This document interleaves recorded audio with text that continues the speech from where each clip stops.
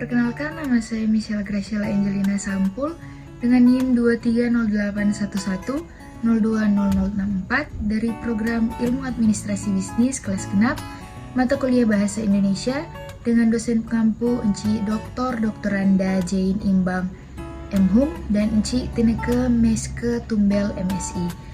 Pada kesempatan kali ini saya akan mengerjakan tugas yang telah diberikan kepada saya, yaitu mengenai ulasan buku yang berkaitan dengan program studi saya, yaitu program studi Ilmu Administrasi Bisnis. Kita masuk dalam struktur teks ulasan. Yang pertama adalah identitas, yang kedua adalah orientasi, yang ketiga tafsiran isi, yang keempat evaluasi, dan yang kelima rangkuman. Sekarang kita akan membahas poin yang pertama, yaitu identitas.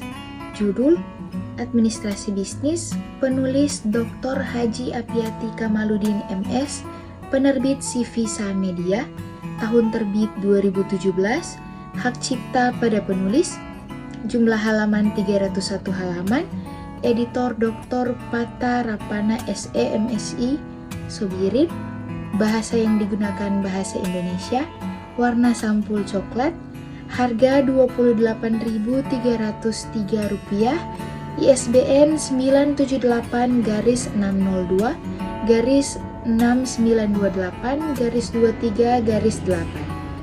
Kita masuk ke dalam poin yang kedua, yaitu orientasi.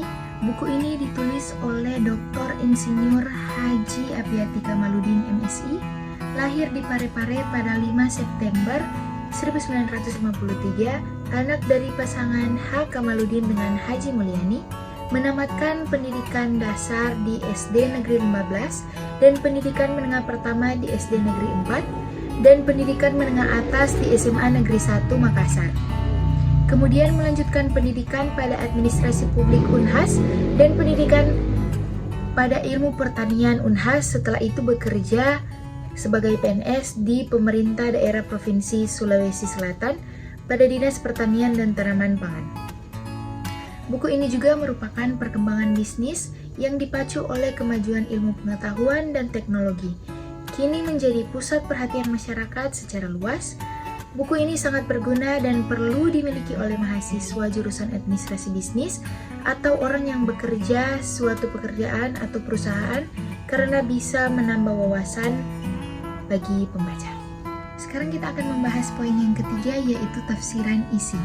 Buku ini membahas persoalan mengenai administrasi bisnis, sejarah singkat administrasi, perkembangan bisnis di Indonesia, kepemimpinan dalam berbisnis, badan hukum dan penanaman modal, bisnis manajemen, strategi bisnis, jenis-jenis sumber daya perusahaan, administrasi personalisasi, dan keuangan serta etika bisnis.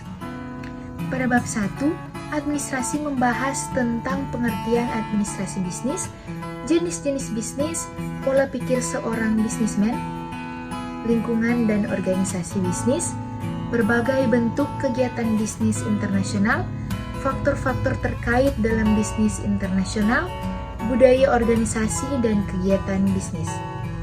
Dan pada bab 2, sejarah singkat administrasi membahas tentang sarana-sarana administrasi, unsur-unsur administrasi, dan unsur atau sarana manajemen. Pada bab yang ketiga, perkembangan bisnis di Indonesia membahas istilah dan pengertian perniagaan, pengertian bisnis, dan pengertian bisnis menurut para ahli. Masuk kepada bab yang keempat, kepemimpinan bisnis membahas tentang motivasi, kepemimpinan, manajemen, dan kepemimpinan bisnis. Pengaruh kepemimpinan terhadap sukses bisnis sangat besar. Faktor-faktor yang mempengaruhi terwujudnya efektivitas kerja yang positif, tolak ukur kepemimpinan dalam sebuah bisnis, dan kepemimpinan dalam kewirausahaan.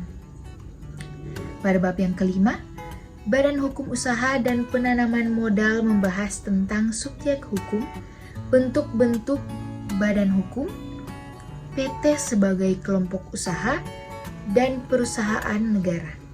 Lanjut kepada bab yang keenam, Business Management atau Business Manajemen membahas tentang unsur atau sarana manajemen, Tools of Management, organisasi bisnis, mengelola bisnis, belajar berorganisasi bisnis, teori manajemen dan organisasi bisnis, Henry Fayol dan manajemen pendidikan Tony Bush, aneka macam gaya manajemen konflik, metode-metode manajemen konflik, manajemen Indonesia, manajemen konflik, definisi, penyebab, dan pengelolaan konflik.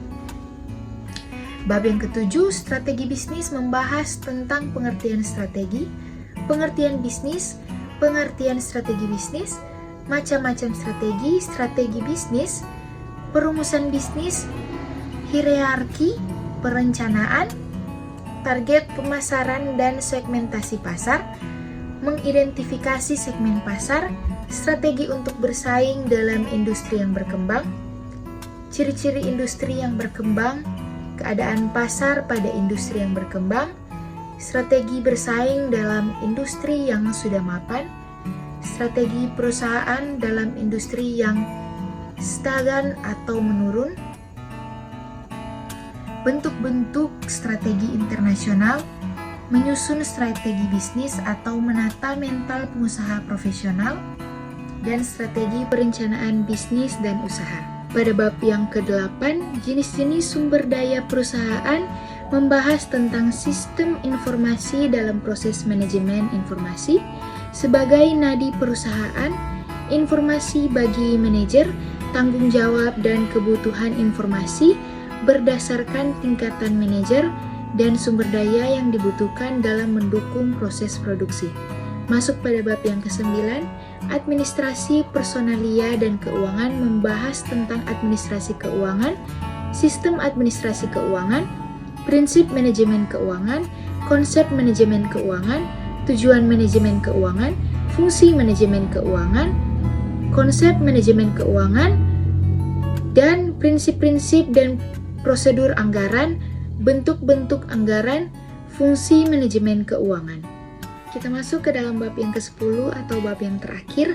Etika bisnis membahas tentang etika bisnis dan isu terkait, argumen yang mendukung dan yang menentang, etika bisnis, perkembangan moral dan penalaran moral, hal-hal yang menarik direnungkan, contoh pelanggaran, etika bisnis dalam perusahaan, ciri bisnis yang beretika, etika bisnis dalam penggunaan hak milik intelektual. Kita masuk ke dalam poin yang keempat, yaitu evaluasi. Banyak sekali manfaat yang diperoleh dari atau dalam buku ini. Salah satu di antaranya, buku ditulis untuk belajar tentang semua segala yang berkaitan dengan bisnis atau administrasi bisnis. Salah satunya kepemimpinan bisnis ini sangat bermotivasi para pembaca agar supaya tertarik untuk melakukan suatu yang bisa mendorong agar menjadi seorang pebisnis yang bisa mengatur dalam aspek tersebut. Dalam suatu organisasi, kepemimpinan merupakan faktor yang sangat penting karena bisa mencapai tujuan yang telah ditetapkan organisasi. Kelemahan dalam buku ini yaitu pembaca harus lebih teliti dan pahami dulu apa itu pengertian administrasi bisnis agar bisa berjalan sesuai rencana dalam mencapai tujuan. Kita masuk ke dalam poin yang kelima, yaitu rangkuman. Buku administrasi bisnis sangat berguna khususnya bagi para mahasiswa. Informasi terperinci mengenai bisnis dapat dijadikan landasan para calon pebisnis untuk membangun sebuah bisnis. Cara-cara yang akan dilakukan dalam memulai bisnis yang baru dan semua yang berkaitan dengan bisnis ini dibahas secara detail di dalam buku ini. Jadi, atas kerja keras yang telah dilakukan oleh Apiati Kamaludin untuk menyusun buku bisnis ini patut diberi apresiasi. Demikian presentasi dari tugas mengulas buku. Saya Michelle Graciela Angelina Sampul dengan NIM 230811 mengucapkan banyak-banyak terima kasih.